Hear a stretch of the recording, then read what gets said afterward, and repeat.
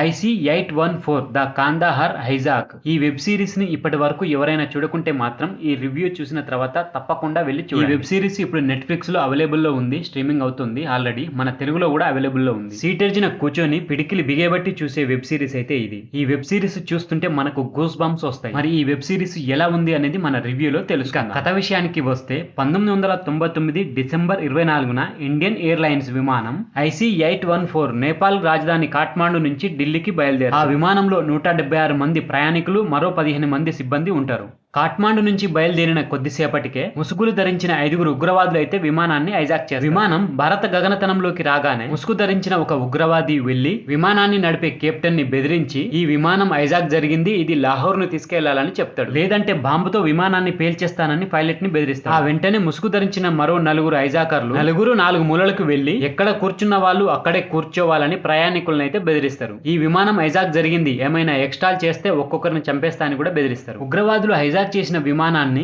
ఢిల్లీ నుంచి అమృత్సర్ నుంచి లాహోర్ నుంచి దుబాయ్ నుంచి కాందహార్ కు ఎలా తీసుకెళ్లిరు, మరి ఆ హైజాకర్ల డిమాండ్ ఏంటి, ప్రయాణికులను ఏమైనా హాని చేశారా, చివరకు భారత ప్రభుత్వం వాళ్ళ డిమాండ్ కు తలొగ్గిందా, మరి ఆ తర్వాత ఏం జరిగింది అని తెలుసుకోవాలంటే ఈ వెబ్ సిరీస్ ను ఖచ్చితంగా మనం చూడాలి. ఇక మొత్తంగా ఈ వెబ్ సిరీస్ ఎలా ఉంది అంటే నా భూతో నా భవిష్యత్తు అన్నట్టుగా ఈ వెబ్ సిరీస్ అయితే ఉంది. రీసెంట్ గా వచ్చిన వెబ్ సిరీస్ లో ది బెస్ట్ వెబ్ సిరీస్ అని చెప్పొచ్చు. ఇంకొక విషయం ఏమిటంటే ఇలాంటి హైజాక్ కు సంబంధించిన వెబ్ సిరీస్ అయితే నేను ఇప్పటి వరకు అయితే చూడలేదు. ఈ వెబ్ సిరీస్ చూస్తున్నంత సేపు నేను కూడా హైజాక్ జరిగిన విమానంలో ఉన్నానా అనిపించింది. ఆ వెబ్ సిరీస్ చూస్తున్నంత సేపు అంతగా లీనమైపోయిన వెబ్ సిరీస్ చూస్తే మీకే అర్థమవుతుంది నేను అన్నది కరెక్టా రాంగా అని. అంతలా ఏముంది ఈ వెబ్ సిరీస్ లో అనేది మన విశ్లేషణలో తెలుసుకుందాం. దానికంటే ముందు ఫ్రెండ్స్, ఇలాంటి మంచి వెబ్ సిరీస్ లకు సంబంధించిన రివ్యూస్ వస్తూనే ఉంటాయి మన ఛానల్లో. ఇప్పటి వరకు ఎవరైనా మన ఛానల్ ని సబ్స్క్రైబ్ చేసుకోకపోతే తప్పకుండా సబ్స్క్రైబ్ చేసుకోండి. దర్శకుడు అభినవ్ సింహ దీన్ని తెరకెక్కించిన విధానం అయితే థ్రిల్లింగ్ కి గురి చేస్తుంది మనల్ని. ఫస్ట్ ఎపిసోడ్ ఫస్ట్ నిమిషం నుండే విమానం ఎలా హైజాక్ కాబోతుందనే విషయాన్ని అయితే మనకు తెలియజేస్తూ ఉంటుంది. మనం కూడా ఆ విమానాన్ని ఎలా హైజాక్ చేస్తారని ఉత్కంఠభరితంగా చూస్తాం. ఇక విమానం హైజాక్ అయిన తర్వాతనైతే గ్రిప్పింగ్ గా ఉంటది.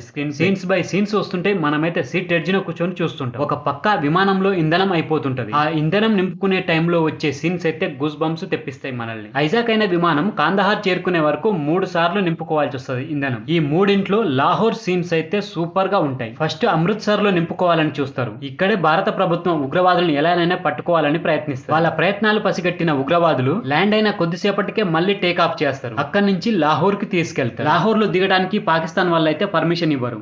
ఆల్మోస్ట్ ఇంధనం అయిపోద్ది. ఆ టైంలో పైలట్ కెప్టెన్ ప్రజలు లేని ప్రాంతంలో రోడ్డు మీద దించాలని చూస్తారు. ఆ సమయంలోనే విమానం ల్యాండ్ అయ్యేందుకు పాకిస్తాన్ వాళ్ళు అయితే అనుమతిస్తారు. ఇంధనం నింపుకున్న వెంటనే లాహోర్ విమానాశ్రయం నుంచి విమానం వెళ్లిపోవాలని పాకిస్తాన్ వాళ్ళు అయితే చెప్తారు. తర్వాత విమానం దుబాయ్ విమానాశ్రయానికి వెళ్తుంది. దుబాయ్ ఎయిర్పోర్ట్ వాళ్ళు ఒక కండిషన్ పెడతారు. ఆ కండిషన్ ని ఒప్పుకొని 27 మంది ప్రయాణికులను అయితే విడుదల చేస్తారు హైజాకర్. దుబాయ్ విమానాశ్రయంలోనే హైజాకర్లపై చర్యలు చేపట్టేందుకైతే భారత ప్రభుత్వం దుబాయ్ ని కోరుతుంది. కానీ వాళ్ళు అనుమతి ఇవ్వరు. దాంతో హైజాకర్లు అక్కడి నుంచి నేరుగా ఆఫ్ఘనిస్తాన్ లోని కాందహార్ కు చేరుకుంటారు. ఇక ఆ తర్వాత 7 రోజుల పాటు అక్కడనే ఉంటది విమానం. ఇక ఆ తర్వాత భారత ప్రభుత్వానికి ఉగ్రవాదులకు మధ్య కొన్ని చర్చలు జరుగుతాయి. ఆ చర్చలు ఫలించి ఉగ్రవాదుల డిమాండ్ మేరకు జైషే మహమ్మద్ ఉగ్రవాద సంస్థ చీఫ్ మసూద్ అజార్ తో పాటు మరో కొంతమందిని విడుదల చేస్తుంది. మరి ఆ సమయంలో విమానంలోని ప్రయాణికులు సిబ్బంది పరిస్థితి ఏమిటి, భారత ప్రభుత్వం వారిని ఎలా కాపాడింది అనేది ఈ వెబ్ సిరీస్ లో చూపించారు. ఇక ఈ వెబ్ సిరీస్ లో నటించిన ప్రతి ఒక్కరూ వాళ్ళ పాత్ర పరిధి మేరకు బాగానే చేసిర్రు. మెయిన్ గా ఈ విమానం యొక్క కెప్టెన్ గా శరణ్ దేవ్ గా నటించిండు మన విజయ్ వర్మ గారు. అతని నటన గురించి ఎంత చెప్పినా తక్కువే ఈ వెబ్ సిరీస్ లో అయితే. అలాగే మన అరవింద స్వామి గారు విదేశాంగ సెక్రటరీ శివరామకృష్ణన్ పాత్రలో నటించిండు. ఇందులో నటించిన హెయిర్ హోస్ట్ గా 2 మహిళలు అయితే ఉంటారు. వాళ్ళ నటన కూడా ఈ వెబ్ సిరీస్ కి హైలైట్ అనే చెప్పాలి. టెక్నికల్ డిపార్ట్మెంట్ అయితే టాప్ నాచ్ లో ఉంది. విమానం హైజాక్ అయిన దృశ్యాలు అయితే సూపర్ గా ఉంటాయి. మనకైతే రియల్ గా ఆ విమానం హైజాక్ అయిన సీన్సే చూస్తున్నామా అనిపిస్తుంటది. విమానం ల్యాండ్ అయ్యేటప్పుడు అలాగే టేక్ ఆఫ్ అయ్యేటప్పుడు ఆ విజువల్స్ చూస్తున్నప్పుడు అయితే మనకు గూస్ బంప్స్ వస్తాయి. అలాగే కాందహార్ విమానాశ్రయం సెట్టింగ్ కూడా చాలా నేచురల్ గా కనిపిస్తుంది ఆ సెట్టింగ్. ఇక బ్యాక్గ్రౌండ్ మ్యూజిక్ కూడా ఆకట్టుకుంటది. చెప్తున్నా కదా ఈ వెబ్ సిరీస్ కి అయితే అన్ని కుదిరినాయనే చెప్పాలి పర్ఫెక్ట్. ఇక చివరిగా చెప్పేది ఏమిటంటే ఇప్పటి వరకు వెబ్ సిరీస్ చూడకుంటే మాత్రం ఇప్పుడే వెళ్ళి చూడాలి. కొత్త ఎక్స్పీరియన్స్ కలుగుద్ది మనకైతే ఈ వెబ్ సిరీస్ చూస్తున్నంతసేపు. సో ఫ్రెండ్స్, ఇది ఈ వెబ్ సిరీస్ కు సంబంధించిన రివ్యూ వీడియో.